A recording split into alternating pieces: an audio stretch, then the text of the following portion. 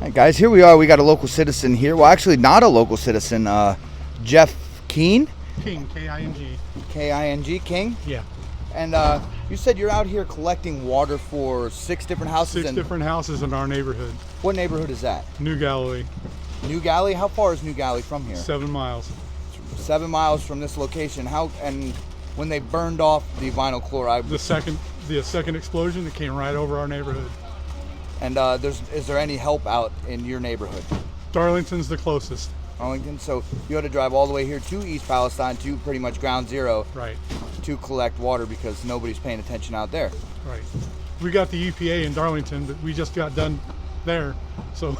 Do you think people are starting to trust the water at all yet, or no? No. And might I ask how you feel about the federal response to this disaster? It could have been better, a lot better. I mean, my biggest issue is with the railroad lying to everybody. Absolutely. Because for so many years, we live like 200 feet from their tracks. And they come flying through there and they're hauling tankers full of stuff. They're hauling cars with hazardous materials and not even telling people about it. So.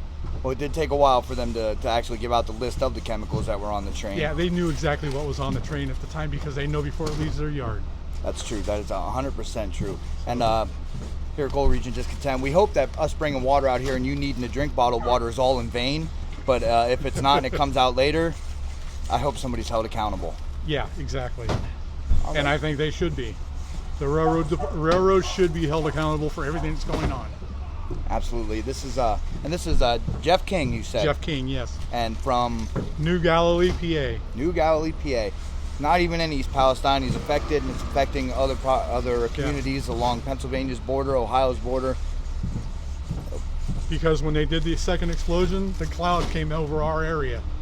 They were saying, "Oh, it's up in the upper atmosphere." No, it never. Most of it was still below the clouds, and that's what came over us. A lot of pictures are floating around about that cloud that was there.